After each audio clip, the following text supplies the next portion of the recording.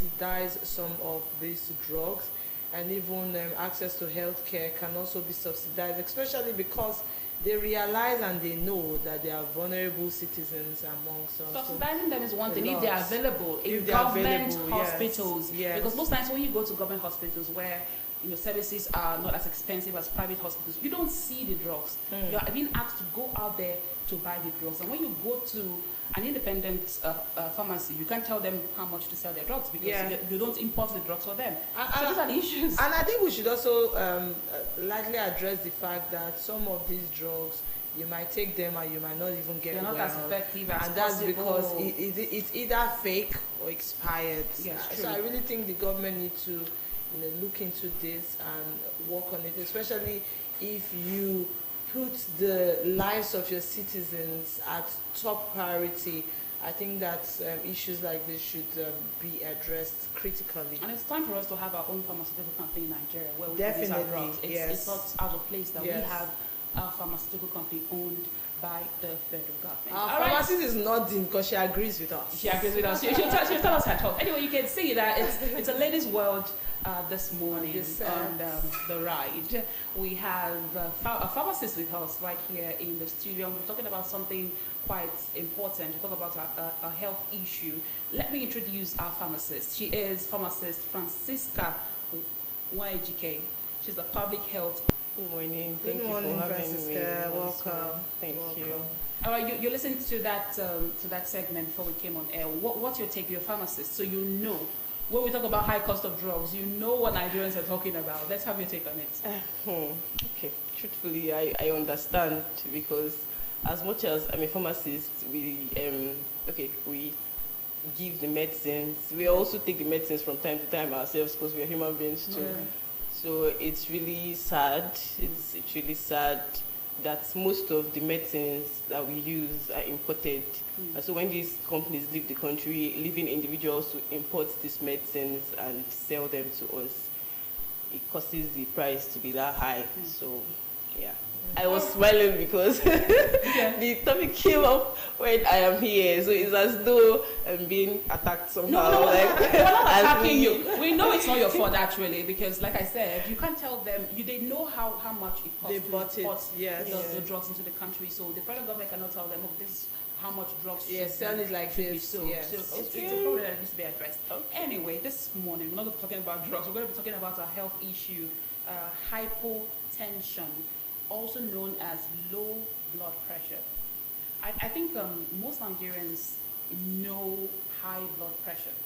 Like we talk about it, high BP, but we is hereditary. Okay, I don't think you understood what I meant by that. Okay. So when we say the normal blood pressure is 120/80 millimeters of mercury, it can vary from person to person.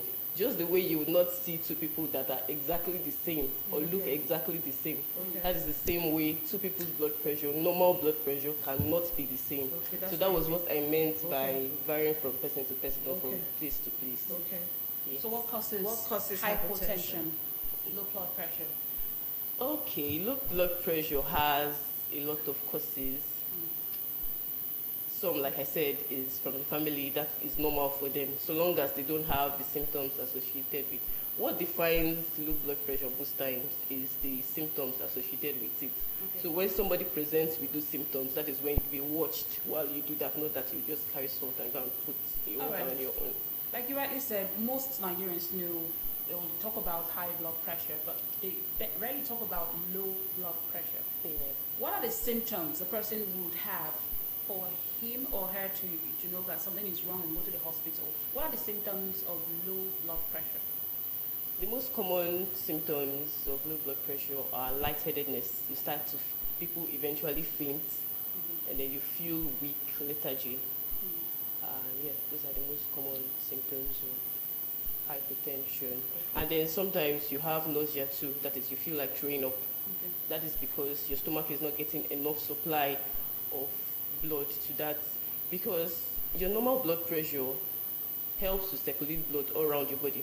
So when the pressure it uses to circulate blood around your body is reduced, probably due to what treatment is given, and is there any lifestyle that one needs to change to avoid hypertension? I know before now you said family to family may vary, but is there any lifestyle one needs to, change? Yes, sure. Let's talk about the treatment for Yes. low blood pressure, both the acute and the chronic. What treatment or what prescription is being given to such a person? Okay, like I said, I would only say what you can do from your own end. Okay. You mentioned that. Okay.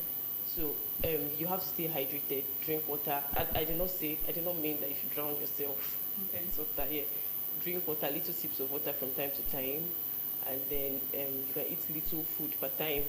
Little food. Okay, I remembered something. Okay. So there are people who have orthostatic hypotension, and red meat that has ferrous sulfate, it has iron that can help with producing red blood cells, and then taking vitamins too, multivitamins. Some foods contain vitamin B12. All right. The major components needed to form the red blood cells, the folic acid, vitamin B12, and iron. You can get some of them from leafy greens and red meat. So yeah. Okay. Okay, you mentioned multivitamins. Now, some persons have come out to say that those multivitamins that we buy over the counter, that over time is really not safe for the body. So clarify us, can we take multivitamin tablets, or we should take foods that are rich in multivitamins? Most times why we recommend multivitamins is because if we say that people should go and get those foods that have all these things that we need inside of them, it means that symptoms that something is wrong. So if you don't fix the problem, it could. I'm trying to get your other question. How dangerous is it? How dangerous to ignore? Yes. And there be complications coming out of that, or even death. Yes, of course. When, assuming someone has a heart condition and the person keeps ignoring those signs that is showing, of course, the heart will continue to deteriorate, and of course, the person will eventually die. Mm-hmm. That is, if that is the cause of the hypertension, or if the person is anemic, the brain is not getting anemic, that is not having enough blood in the body, and that is what is causing the hypertension. If the person does not address it, of course, the brain is not getting enough supply. You continue to feel lightheaded or keep fainting, and then you could be feeling nauseous too, like feeling like you throw up. That is because the stomach is not getting. In fact, generally, it's just best to address it. Once you see symptoms, just go and complain to your pharmacist. That is the closest to you, or go to the clinic. Is that age bracket? Can children have hypotension, or is it just for adults? Of course, children can have hypertension. I mentioned that diarrhea, that is purging, and vomiting, excess vomiting and purging can lead to hypertension. That is if the fluid is not replaced. So as the child is losing fluid, if you're not replacing it, of course the child can have hypertension. So everyone is prone to it. Okay, you said differently on this set that a lot of persons are aware of high blood pressure.